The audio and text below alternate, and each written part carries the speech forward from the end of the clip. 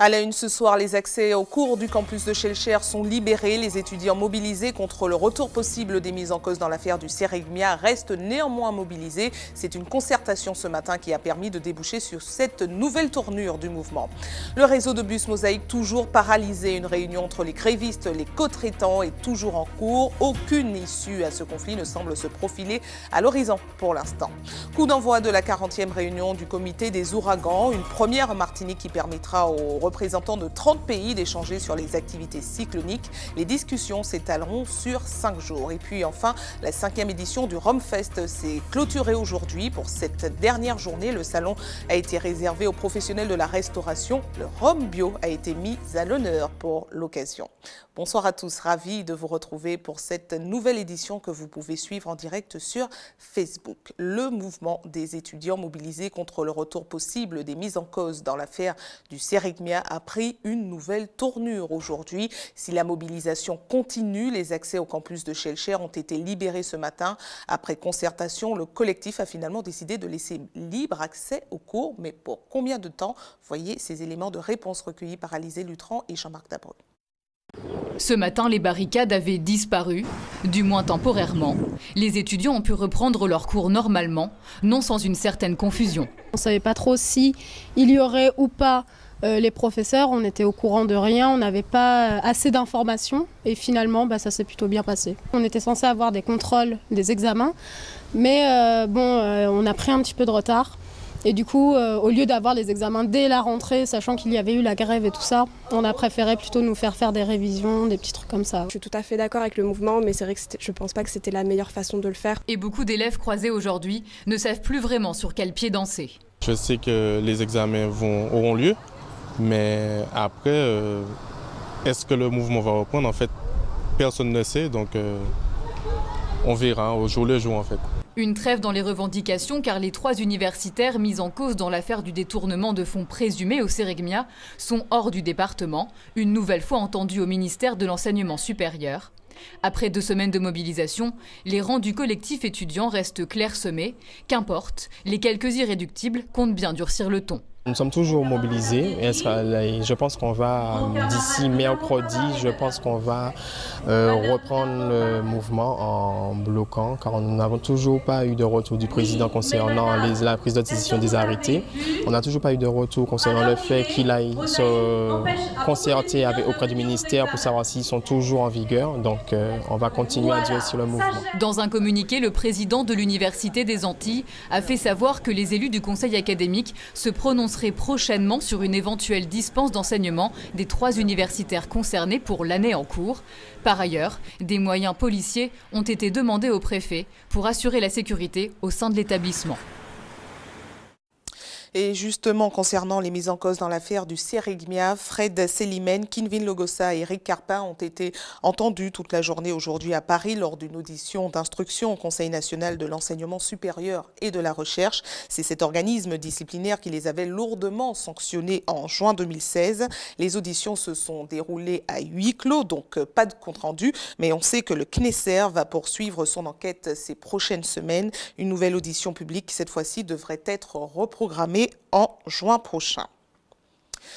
Une grève qui se termine en revanche, celle des salariés de la société Sécuritest qui étaient mobilisés depuis 2 semaines. Représentés par le syndicat CGTM, ils ont obtenu gain de cause, à savoir des chèques déjeuner, 75 € bruts pour le 13e mois, 35 € bruts mensuels de primes de salissure et le paiement des jours de grève, entre autres. Voyez les précisions recueillies par Sandrine Claude. C'était très dur parce que ça fait quand même 3 semaines que ça traîne, où on a eu réunion et réunion qui n'ont rien donné. Et là, on sort du conflit, pas vainqueur totalement, mais nous avons quand même réussi à obtenir 40% de nos attentes. Donc sur les salaires, il y a beaucoup de choses qu'il va devoir revoir et qu'il a dit qu'il va mettre en place. Nous espérons que ce sera fait le plus rapidement que possible. Vu les échanges, la difficulté de négocier, 40%, on peut dire quand même que c'est pas à ce qu'on s'attendait, mais Ça peut aller quand même, ça peut aller. On espère pouvoir par la suite pouvoir négocier encore. Nous pensons reprendre le travail. Bon, nous n'avons pas encore signé, hein, mais bon, nous pensons reprendre le travail dès mercredi. Cela pourrait justement, parce que nous sommes quand même des bosseurs et nous demandons que ça, quoi. Faisons un point maintenant sur le mouvement de grève prévu demain à Air France. Il n'y aura pas d'impact direct sur les vols au départ de la Martinique, mais sur les vols régionaux. Le vol AF600 au départ de Pointe-à-Pitre à destination de Fort-de-France sera annulé, ainsi que le vol AF601 au départ de Cayenne à destination de Fort-de-France également. Et puis, toujours au chapitre social, nous parlerons dans un instant, le sujet est toujours en cours, de la mobilisation du réseau de bus Mosaïque qui est resté paralysé une nouvelle fois aujourd'hui. Les co-traitants et les sous-traitants, la direction de la CFTU et le pôle travail de la DIECT sont entrés en négociation cet après-midi. Alors pour l'heure, aucune avancée concrète ne permette, à l'heure où nous parlons, d'apercevoir la moindre sortie de crise. La réunion est toujours en cours et nous reviendrons dessus dans le courant de cette édition. Au chapitre judiciaire, le braqueur présumé de la station d'essence du Lamentin et du McDonald's a été interpellé hier soir. Selon les témoignages, il semait la terreur au quartier Place d'Armes au Lamentin et il était sur le point de commettre son 3e braquage du week-end. Le jeune homme de 24 ans d'origine sainte-lucienne procédait à l'aide d'un coutelas. Ce sont les agents de la sécurité de la station-service Esso de Place d'Armes qui seraient intervenus avant de contacter les forces de l'ordre. Toujours au chapitre judiciaire, les 2 femmes de 23 et 24 ans interpellées hier avec 200 000 € dans leurs valises sont toujours en garde à vue. Pour l'heure, elles n'auraient fourni aucune explication sur la provenance de cette grosse somme. Une enquête pour blanchiment d'argent en relation avec un trafic de stupéfiants a été ouverte par l'OCRTIS. Et puis, pour terminer ce chapitre judiciaire, toujours en bref, un automobiliste circulant à bord d'une Polo a tenté de se soustraire à un contrôle de gendarmerie très tôt ce matin aux alentours de 3 heures. Il a forcé le barrage, mais son véhicule a été immobilisé à l'aide de herses, ce qui a eu pour conséquence de crever les pneus. L'automobiliste a abandonné son véhicule sur place avant de prendre la fuite à pied. Les investigations sont en cours pour l'identifier et les premiers éléments de l'enquête ont révélé une forte odeur d'alcool dans l'habitacle du véhicule. Nous vous en parlions hier soir. La 40e réunion du comité des ouragans est organisée pour la première fois en Martinique. 5 jours de présentation et d'échanges avec plus de 30 pays ou territoires représentés. La saison exceptionnellement active de 2017 servira de base de travail. Voyez ces précisions recueillies par Sandrine Claude pour ce premier jour de travail. Alors la première chose va être de faire un bilan de l'année écoulée qui a été malheureusement riche d'événements dramatiques, de façon à en tirer des leçons. Essayer de comprendre qu'est-ce qui a bien fonctionné, en quoi on a pu anticiper et puis qu'est-ce qui a peut-être moins bien fonctionné, sachant qu'on s'intéresse à la chaîne de bout en bout. Il ne suffit pas que les experts aient eu une information, mais que cette information ait été portée jusqu'aux autorités, jusqu'aux populations, de façon à ce qu'elles puissent se protéger en temps et heure. Il y a eu quand même, je dois le souligner, des progrès remarquables dans la qualité et dans la précision des modèles que nous pouvons faire tourner grâce au progrès de la science, grâce au progrès de l'informatique. Aujourd'hui, nous avons des modèles beaucoup plus fins, mais malheureusement, l'atmosphère est aussi un milieu chaotique et donc on a besoin d'accumuler des connaissances de façon à améliorer sans cesse ces prévisions parce que très peu de choses peuvent créer des erreurs et donc nous avons un travail à travailler sans relâche pour améliorer nos modélisations parce que même aujourd'hui, même 24 heures à l'avance, on l'a vu avec Maria, il y a des processus qu'on ne maîtrise pas qui peuvent faire s'intensifier de façon dramatique un cyclone et il faut être humble, on ne sait pas encore maîtriser tous ces phénomènes. Parlons maintenant d'un nouveau dispositif qui devrait satisfaire les foyers les plus modestes. Attribués sous condition de ressources, les chèques énergie devraient commencer à arriver dans les boîtes aux lettres des bénéficiaires dès cette semaine. À quoi serviront-ils? Comment les utiliser? C'est ce que nous allons voir tout de suite avec Jean-Marc Dabreux. Jean-Marc, bonsoir à vous. Bonsoir Sabrina. Alors déjà, pour commencer, dites-nous qui est concerné par cette nouvelle aide? Alors vous l'avez dit, sont concernés les foyers les plus modestes. En Martinique, cela représente 43 000 bénéficiaires qui ont des revenus revenu qui s'échelonne entre 7 000 et 16 000 euros annuels en fonction de la situation de la famille. On verra dans quelques instants. Comment utiliser ce chèque énergie? Tout simplement, il arrivera dans les boîtes aux lettres, voilà un courrier que l'on aura envie d'attendre, et il pourra être utilisé pour payer sa facture d'électricité ou pour faire des achats qui permettront d'optimiser les économies d'énergie au sein d'une habitation. Alors pour bien comprendre à quoi s'attendre, quel sera le montant de ce chèque?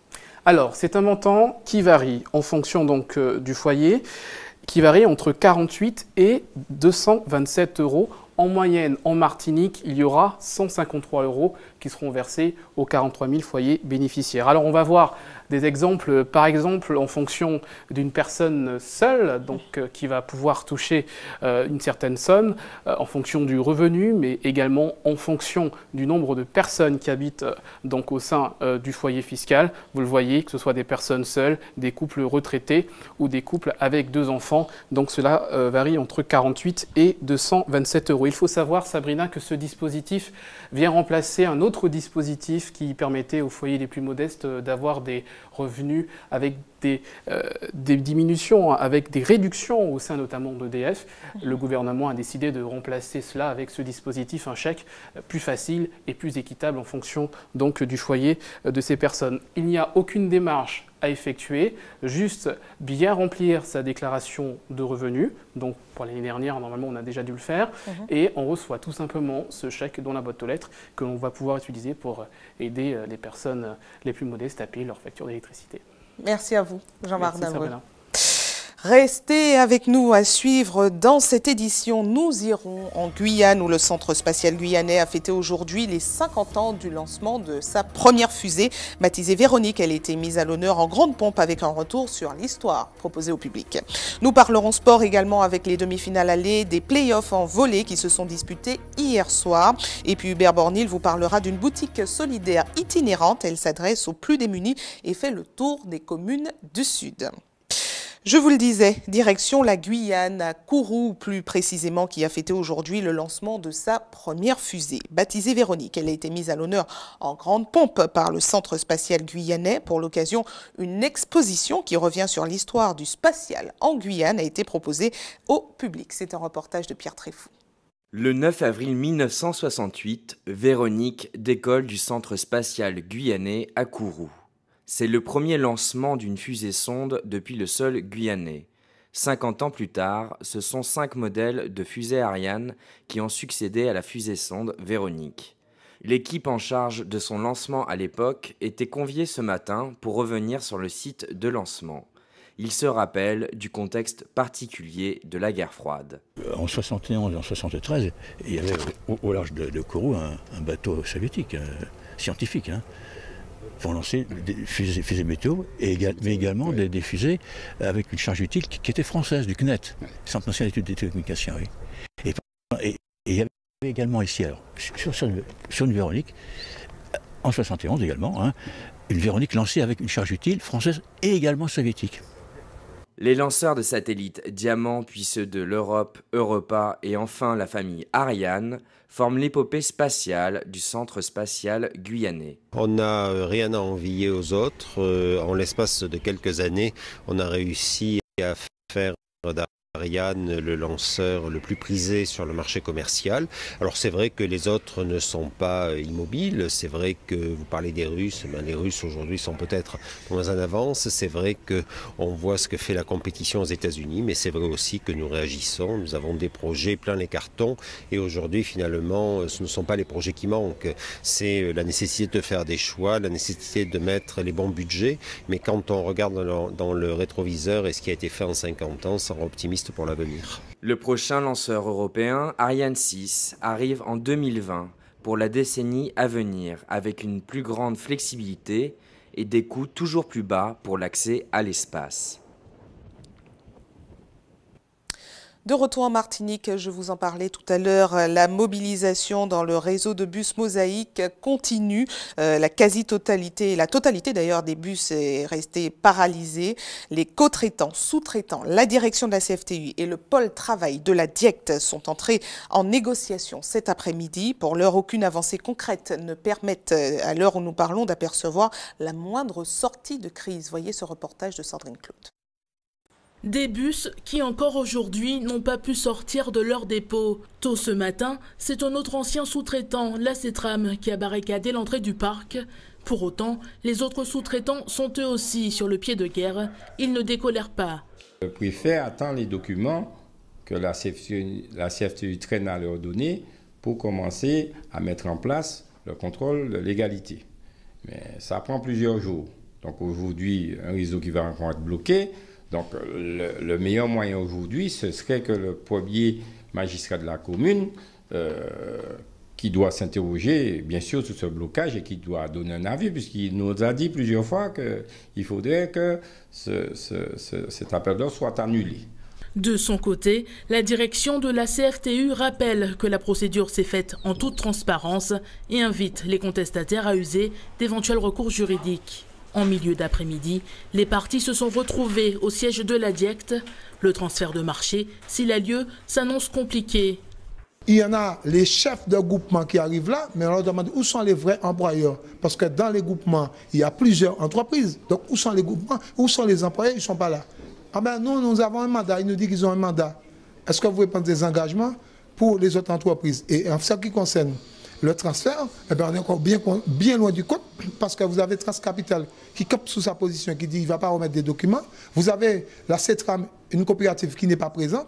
Et vous avez des entreprises comme un Féfrasi qui est là, qui vous dit « j'ai pas les moyens pour payer les congés, pour pouvoir transférer les salariés ». Donc voilà un peu la situation. Je crois qu'on est véritablement dans une situation, et je dis et je le répète encore, c'est la CFTU qui nous a mis dans cette situation-là, puisque ce soir encore il fait la preuve que face à nous, il n'arrive pas justement à nous dire exactement qu'est-ce qu'il a mis dans son marché, dans son appel d'offres, et aujourd'hui, eh bien, il est pris dans son propre piège. Au moment où nous parlons, la réunion se poursuit. Les perturbations risquent encore de continuer demain. Le président de l'association des parents d'élèves de l'enseignement public national est actuellement en Martinique. L'occasion pour nous de faire le point sur les missions et actions des associations de parents d'élèves. Il est en compagnie du président de la PEP départementale Académie de Martinique, Gérard Pommier, et Louis-Félix Chanlon. Bonsoir à vous deux. Bonsoir. Merci d'avoir accepté notre invitation. Merci à vous. Alors, on sait que la mission des associations de parents d'élèves est de défendre l'intérêt des élèves et de leurs parents. On comprend bien le fonctionnement, mais est-ce que c'est difficile de convaincre les parents à s'impliquer dans la scolarité de leur enfant? Alors, on va commencer à l'échelle nationale et puis après à l'échelle locale. Alors, oui, bien sûr. Alors, à l'échelle nationale, en fait, donc la PEP représente près de 200 000 familles. Donc, nous sommes en fait une fédération d'associations indépendantes. Et qui dit association dit, bien entendu, problématique évidente du secteur associatif. Vous parliez tout à l'heure donc de comment convaincre, ou en tout cas quels sont... Est-ce que les parents s'impliquent facilement ou il faut, quand il y a les élections, est-ce que les Alors, parents... bien entendu, tout dépend. Tout dépend des parents. On constate qu'il y en a qui s'impliquent de toute façon parce que soit ils ont l'habitude du secteur associatif, soit ils ont l'habitude de l'engagement, ou bien tout simplement parce qu'en fait, ils sont désireux tout simplement d'accompagner leurs enfants. Alors, et la majorité, c'est quoi? Il y en a plus qui s'impliquent ou moins? Vous savez, il faut prendre chaque individu comme il est. Et de toute façon, ce que nous constatons, c'est que beaucoup de parents ont le désir de s'engager, mais n'osent pas sauter le pas. Alors, les raisons sont diverses, soit parce qu'en fait, l'institution école leur fait peur, donc ils n'osent pas, ils ont des craintes, ils se disent peut-être, écoutez, j'ai bien envie d'y aller, mais je crains d'affronter, l'équipe enseignante, les contacts avec l'administration de l'école, du collège, du lycée, et donc ces parents sont réfractaires. Ou le manque de temps aussi, non? Alors, ça peut être le manque de temps, mais ceci dit, nous avons coutume de dire à la PEP, en fait, que chacun donne ce qu'il peut. Vous savez, puisqu'on parle du secteur associatif, le bénévolat peut s'exercer sous beaucoup de formes différentes. Et les individus sont différents, avec des motivations différentes. Et nous considérons que chacun peut apporter quelque chose. Alors maintenant, à l'échelle locale, est-ce que les parents ont tendance à s'impliquer dans la scolarité de leur enfant ou pas du tout? Malheureusement, pas assez. Pas assez. Mais bien sûr, je suis convaincu que chaque parent a envie que son enfant réussisse. On entend souvent, les parents se désengagent, les parents ont démissionné. Je crois que les parents n'ont pas démissionné, mais les parents, des fois, sont dépassés parce que ça va vite. Ça va très vite. Je crois que la part qu'apportent les parents dans l'éducation d'un enfant n'arrête pas de se réduire dans la mesure où d'autres sources d'intérêt sont là. Il y a les réseaux sociaux, il y a les médias, il y a la rue, il y a la cour, il y a plein d'endroits où le jeune reçoit donc des choses qui vont entrer dans son éducation. Et donc la part du parent il devient de plus en plus congrue. Or, c'est peut-être la partie la plus importante. Alors, M. Pommier l'a dit tout à l'heure, la PEP est plutôt bien représentée à l'échelle nationale. Par contre, en Martinique, c'est plutôt timide. Qu'est-ce qui explique cela, selon vous? Alors, déjà, ça explique que la première raison, c'est que la PEP n'est pas implantée depuis très très longtemps. Mais autre chose, c'est que nous avons ici une autre association qui est une association locale et donc qui bénéficie de la prime du fait local. Et aussi, bon, bien entendu, qui fait aussi du travail, qui fait un travail et qui sait se faire entendre. Maintenant, est-ce que l'intérêt, c'est d'être les plus nombreux ou c'est d'être les plus efficaces? Donc nous essayons d'être efficaces, voilà, même si nous ne sommes pas les plus nombreux. Et nous avons donc un cadre de référence, nous avons une philosophie, même si nous avons les mêmes objectifs que les autres, mais nous avons des méthodes différentes, une philosophie différente. C'est-à-dire, c'est quoi la différence de philosophie? La philosophie de la PEP est la suivante. Nous sommes des parents d'élèves, porte-parole des parents d'élèves. Nous ne sommes pas là pour apporter ce que nous voulons à titre personnel, mais ce que veulent les parents d'élèves. Et nous sommes soucieux de respecter leurs choix, de respecter leurs vœux. Et nous voulons aussi, dans la méthode, chercher des solutions pérennes, des solutions durables. Nous savons très bien qu'une solution est durable lorsque, face à un problème, nous apportons des arguments. Et vous avez l'impression que ce n'est pas la même chose pour l'autre association? Ce n'est pas qu'une impression. D'accord. Ce n'est pas qu'une impression. Autrement aussi, nous avons aussi des positionnements qui parfois étonnent. Parce que des fois, nous voyons beaucoup de mouvements dans le milieu, surtout dans les affaires sociales. Oui, et on ne vous entend pas très souvent. Donc parce que nous n'avons rien à y faire. Nous n'allons que là où nous devons être. Nous sommes des parents d'élèves et nous sommes là où il faut que nous soyons. Quand le parent d'élève est concerné, nous allons. Quand le parent d'élève n'est pas concerné, ça ne nous empêche pas de suivre l'actualité, de suivre le débat. Un parent de la PEP peut, à titre personnel, être concerné, mais si l'association en elle-même, en tant qu'association de parents d'élèves, n'est pas concernée, nous sommes là, nous observons, mais nous n'irons pas. Très rapidement, est-ce que les combats sont les mêmes à l'échelle nationale et à l'échelle locale? Vous savez, il y a toujours des zones de convergence. Alors, pour compléter ce que Louis-Félix disait tout à l'heure sur notre manière d'intervenir, il ne faut pas oublier que nous sommes une fédération d'associations indépendantes. Cela veut dire que différentes thématiques qui sont abordées au niveau national peuvent être ressenties différemment d'un territoire à l'autre.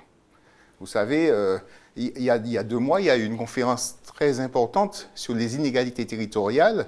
Eh bien, on considère que, et on a montré que des mots d'ordre, des directives ministérielles, en fait, sont différemment perçues d'un territoire à l'autre. Et surtout, dans la mise en application, il y a des divergences. Donc, notre principe, c'est que l'action, la prise de position est pensée territorialement et j'allais même dire localement. Si bien que, par exemple, nous, à la Fédération nationale, à part quelques sujets, quelques grands thèmes qui font convergence, eh bien, nous tenons à ce que ce soit les équipes locales, départementales, régionales qui s'expriment. Parce qu'en fait, elles sont le plus à même d'apprécier les problématiques et les solutions qu'il faut y apporter. Très bien, mais merci à vous, merci à vous deux, d'être venus sur ce plateau pour nous expliquer un peu plus le fonctionnement des associations de parents d'élèves. Merci à vous. Merci. Merci à vous invitations. Partons à Paris maintenant. Attendez 2 secondes, attendez, restez avec moi. On part à Paris avec la 5e édition du Romfest qui s'est clôturée aujourd'hui. Pour l'occasion, le salon a été réservé aux professionnels de la restauration pour leur permettre d'étoffer leurs cartes. 200 marques représentées par 40 exposants venus du monde entier avec un produit à l'honneur cette année, le rhum bio. Voyez ce reportage de Solène Boissé. Bonjour. Alors du coup, nous, on a un bar à Rome en Alsace et on a déjà les produits d'appel de chez Bologne. Mais qu'est-ce que vous pouvez nous proposer d'intéressant? Sophie et Mathilde ont fait 5 heures de route exprès pour garnir leurs cartes.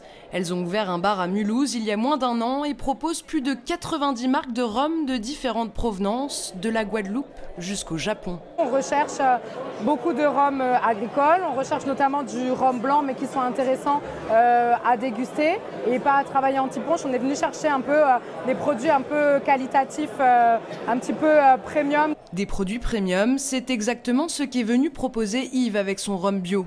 Son entreprise existe depuis seulement 1 an et demi et ne produit que 30 000 litres de rhum par an, dont 16 000 en vente directe.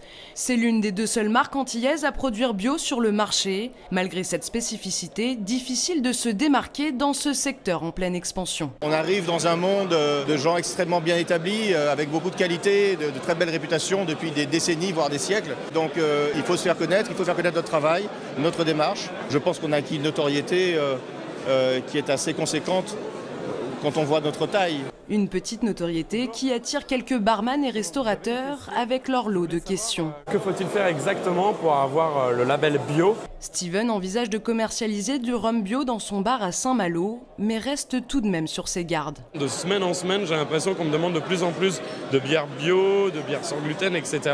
Donc je pense que ça viendra sur le rhum. Je n'irai pas vers un rhum bio parce qu'il est bio, s'il est mauvais au niveau du goût. Si c'est un produit non équilibré, j'y verrai pas l'intérêt. De nombreuses marques antillaises veulent s'essayer au bio et ne manquent pas de le souligner auprès de leurs clients. Mais en Martinique comme en Guadeloupe, la marche est longue.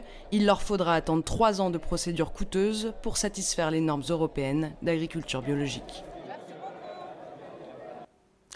Place au sport maintenant avec un retour sur les demi-finales allées des play-offs en volley qui se sont disputés hier soir. Chez les femmes, le rayon a disposé de l'éveil 3-7-1.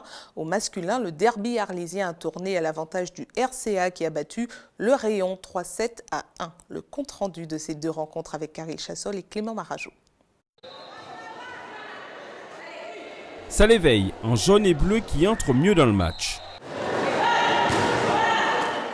Mais le rayon n'est pas distancé, il laisse passer l'orage, prend le jeu à son compte et remporte ce premier set 25-20.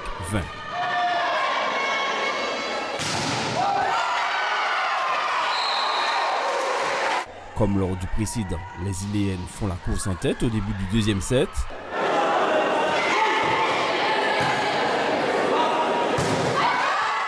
Mais contrairement au premier set, le rayon, s'il n'est pas décroché, ne parvient pas à égaliser. L'éveil s'adjuge le 2e set 25-22. Réveillés par ce set perdu, les Ansoises mettent le bleu de chauffe et en dépit de quelques tentatives des partenaires de Rémire, le rayon remporte les 2 derniers sets et s'impose 3-1. L'année dernière, elle s'est sortie vice-championne de la Martinique. Et nous, l'année dernière, on a perdu en demi-finale contre elle. Ça nous tenait à cœur de remporter ce premier match, surtout avec ce résultat 3-7-1. Et j'espère que ce sera le même résultat dans 2 semaines.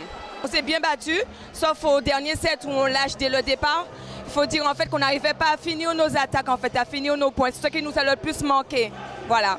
Le deuxième match, je pense qu'on va vraiment plus se lâcher puisqu'on n'aura plus rien à perdre. C'est soit on gagne et on fait une belle, soit on perd et c'est fini pour nous. Donc je pense qu'on va jouer beaucoup plus libéré et on va essayer vraiment de les mettre en difficulté sur chaque balle que nous allons avoir.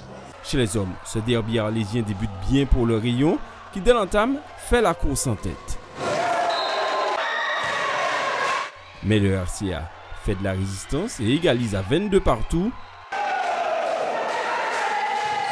avant de remporter le premier set 25-23.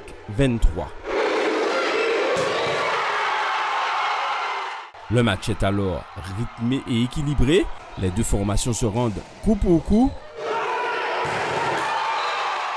Mais au final, le Rayon remporte le deuxième set 29-27. Les sets se suivent, ils se ressemblent, les deux équipes ne se lâchent pas. Le troisième et le quatrième set reviennent malgré tout au RCA qui s'impose 3-1. Vous savez, on a une équipe jeune hein, et on sort de loin parce qu'en décembre on était premier au classement. À la fin du championnat on sort tout quatrième, donc on est les moins forts des playoffs. Donc on a fait ça qui parlait ce soir avec beaucoup de mérite. Et même si on avait une équipe jeune ce soir, beaucoup de métiers parce qu'on a beaucoup de travail cette semaine pour mettre quelques tactiques en place. Ça a fonctionné ce soir, rien ne dit que ça va fonctionner la prochaine fois. Mais on avait confiance en nous et on est heureux ce soir pour le peuple arlésien. Ce soir, nous avons pêché un peu dans un peu à la récepte et puis dans des choix techniques. Même moi aussi, en tant que passeur capitaine, j'ai pas bien travaillé ce soir. Ce soir, on a perdu un match, mais pas la guerre. On pense le deuxième match, qu'on va chercher ce match pour aller gagner. Les autres demi-finales allées ont eu lieu samedi soir. Chez les femmes, l'Espoir a dû batailler ferme pour venir à bout du Smash Club 3-7-2. Au masculin, l'Espoir n'a pas tremblé face au Good Luck 3-7-0. Les demi-finales retour auront lieu dans 15 jours. Sport toujours avec un retour comme chaque lundi sur les événements qui ont marqué le week-end. Les demi-finales allées, play-off en basket qui ont fait quelques surprises. En football, la 20e journée du championnat de Régional 1 a permis au club franciscain de creuser l'écart en tête. Enfin, Hervé Arcade a remporté la Bikers Cup en VTT. Retour sur un week-end de sport avec Karil Chassol, Luis Sabas et José Le Cherti. Temps fort de ce week-end, les demi-finales allées des playoffs ont réservé une surprise. Chez les hommes, le Golden Lions s'est fait surprendre par la Gauloise, défaite 69-72. Dans l'autre demi-finale masculine, le duel entre l'USAC et le Wax a tourné à l'avantage des Foyalais 81-71. Chez les femmes, sans surprise, le champion en titre, la Gauloise, a atomisé le SC Lamantinois 100-12. Dans l'autre demi-finale, le Golden Lion a pris le meilleur sur l'Éclair 67-49. Les demi-finales retour qui s'annoncent passionnantes pour certaines se dérouleront vendredi et samedi prochain. En basket toujours, le tournoi Guy Margois U13 s'est déroulé en Martinique pendant 3 jours. Et au final, chez les filles comme les garçons, c'est la Guadeloupe qui s'impose devant la Martinique. En football, la 20e journée du championnat de Régional 1 a vu les victoires de l'Émulation, du club colonial, de l'Aiglon, du club franciscain, du Good Luck, de l'Essor et de la JS Eucalyptus. Des résultats qui permettent aux franciscains, à 6 journées de la fin, de prendre leur distance avec leurs poursuivants immédiats, le Golden Lion, le Racing, l'Aiglon et la Samaritaine. En bas de tableau, la JS Eucalyptus cède la place de Lanterne Rouge au CS Casse-Pilote. Chez les femmes, on jouait les quarts de finale de la Coupe de Martinique. Le match phare entre le RC Rivière Pilote et le RC Saint-Joseph a tourné à l'avantage des Joséphines. Victoire et qualification également du club franciscain, de l'US Lorinoise et de l'Émulation. Autre temps fort du week-end, dans VTT, la Bikers Cup est revenue après 3 jours de course au toujours jeune Hervé Arcade du Madina Bikers. Il devance le Guadeloupéen Anthony Damas et Jean-Emmanuel Laurando du VCF. Chez les femmes, c'est la Guadeloupéenne Vanessa Mann qui s'impose. Chez les cadets, c'est Erwan Le Gaillard du Madina Bikers qui s'impose. ATV toujours plus proche de vous, nous passons tout de suite à notre JT des communes.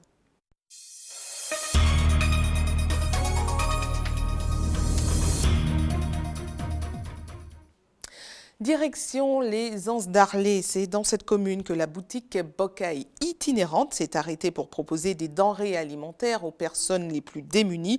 Il s'agit d'un dispositif mis en place par le Secours catholique en partenariat avec l'Espace Sud. Hubert Bornil et Valérie Vincent se sont rendus sur place. Regardez.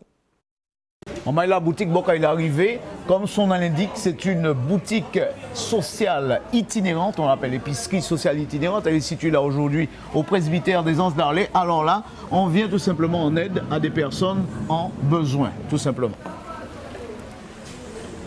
Mis en bonne solution pour porter en pâle bah moun qui travaille en faiblesse en la vie. La boutique Bocaille, une initiative du Secours catholique. Les bénéficiaires sont généralement des personnes isolées ou ayant une faible retraite, des gens vivant avec des minima sociaux. Je viens pour la BBK parce que ça me permet de finir mon fin de mois. Parce que c'est un peu dur, je ne travaille pas. On est un petit brisé parce que mon brisé fait conduite pour moi. C'est ça qu'il faut, il faut un petit économie. Ici, les familles peuvent s'approvisionner en denrées alimentaires pour un panier estimé à 11 € par personne. Je prépare la liste avec les prix parce qu'elle doit avoir un montant. Et pour ne pas dépasser le montant, je prépare avec elle la liste pour pouvoir faire ça, c'est comme ça après. Ce jour-là, une quinzaine de personnes seulement ont été retenues. On les retrouve ici au presbytère des Anses d'Arlé, des bénéficiaires sélectionnés selon des critères très précis. Nous retenons en moyenne 15 à 20 personnes qui participent pendant 4 mois à la boutique Bocaille. 11 € par famille, le montant paraît faible, mais cela représente quand même 3 cabas traditionnels. Les personnes payent à moins 70% du prix du marché. Alors, quand quelqu'un a 11 € de coût, c'est que c'est une personne qui a quand même une grande famille. La famille est constituée au moins de 5 personnes. Après, il y a toute une gestion à mettre en place et là, chaque famille peut avoir ses petits secrets. On peut organiser 11 €, on peut faire un plan. On peut dire qui ça va bouillir chaque jour. Rodia sans notre repas, demain sans notre, après demain sans notre. On peut faire après, on peut mélanger avec bagaille là. On peut faire notre bagaille. Le Secours catholique participe ainsi à sa croisade contre la misère sociale. 2 bus de ce type sillonnent l'île. Pour cela, l'association s'appuie sur le précieux coup de main de ses quelques 300 bénévoles. Bon ben voilà, le petit paquet de morue, la poudre lessive, là qu'est-ce qu'on met Eliane? Haricots verts, on met des bons petits barils pâtés, on prend les pâtés, voilà, c'est comme ça que ça se passe à la boutique itinérante avec le personnel qui est bien agréable, Eliane, Fabienne, et puis ça se passe généralement. La semaine prochaine, vous serez dans le sud de Martinique. Voilà, tout à fait. Information pratique avant de refermer cette édition à l'attention de ceux qui souhaitent faire don de sang demain. Notez qu'une collecte sera organisée de 9 h à 14 h sur le parking du Carrefour, du centre commercial Carrefour à Dillon. Et puis comme chaque jour ouvré, une équipe sera également à votre disposition de 9 h à 16 h à la maison du don derrière le CHU Pierre Zobda-Kittmann au quartier La Ménard à Fort-de-France. Et c'est la fin de votre journal local et régional. Mais ne bougez pas, la tranche info continue. On se retrouve dans une poignée de secondes avec Régine Germani en Tché Pays. A tout de suite.